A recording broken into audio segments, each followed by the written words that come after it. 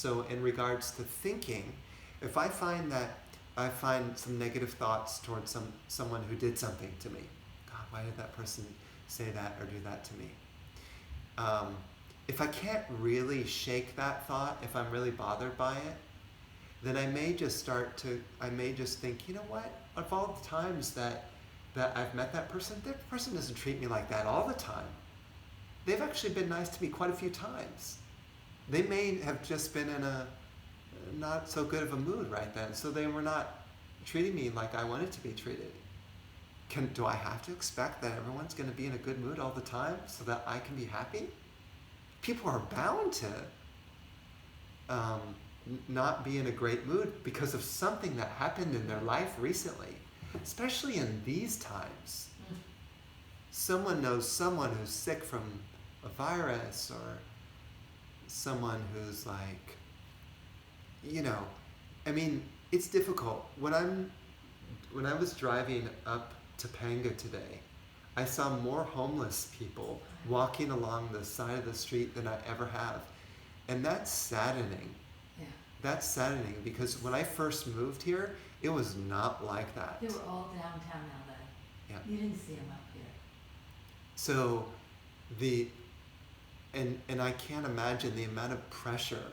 I kind of can because I've been semi-homeless, you could say, in a sense. But to be full-time homeless in the heat, I don't know where people live online, but it gets pretty hot. We have air conditioning here at the Soul Center. Like, this is super nice. We don't have mosquitoes where we're like itching. When I do some of the outside gatherings at Josh, sometimes I can get ants or mosquitoes or whatever. So it's like not easy to do things outside. Right. You have to be tougher. But just think if you're living full time outside, and how rough that would be. So this is like a difficult time. Most people are probably going to have some problem going on. So we can forgive them for being abrupt with us, or ignoring us, or immersed in their own thoughts and therefore not polite to us. Because there's a lot going on in the world right now. Now, I could sit and I could not review my reaction, not review my thoughts, and just say, well, that's just the way they are, and I'm going to stay upset.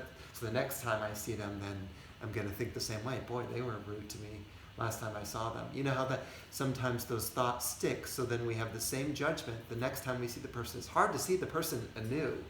That's true. Really tough to see the person new. What I mean by new is like fresh eyes. Kind of like dogs are really good with this. They forgive you really quickly. Yeah. The dog gets kicked, it'll forgive you quite quickly. It'll come back and it'll want to be, and it'll say hello, and it'll greet you at the door, and it'll be sweet again, right? Dogs forgive pretty quickly, but humans, you do one thing that is rude to them, because let's say you're in a bad mood and you do something rude to them, it's going to be hard. The next time they see you, they're going to remember, God, why, they're going to be kind of little trepidation. Mm-hmm. Do they not like me? Mm-hmm. Am I going to be treated like this again? We can't seem to see people through pure, unconditioned eyes. That's what I'm talking about when I say unconditioned love. It's seeing through the pure presence, the eyes that don't have any judgment and can't even remember what they did to you yesterday. They're just loving. And like I said, our minds and our emotions, some things really stick. It's tough.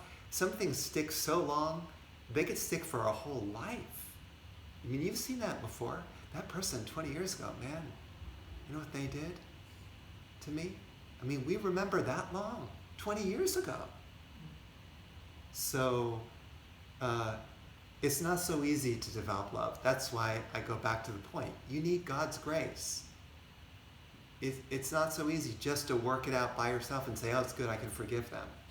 With the presence and the energy backing you up, you can start to dissolve some of those patterns in the deeper subconscious and unconscious mind. And if you keep attuning, those inner feelings and thoughts will disappear faster than just trying to think them out. You know what I mean? Think them out means psychologically, analyze them. You know, most people do that. Try to figure them out, why not to react and all that. You need the energy also. You need both.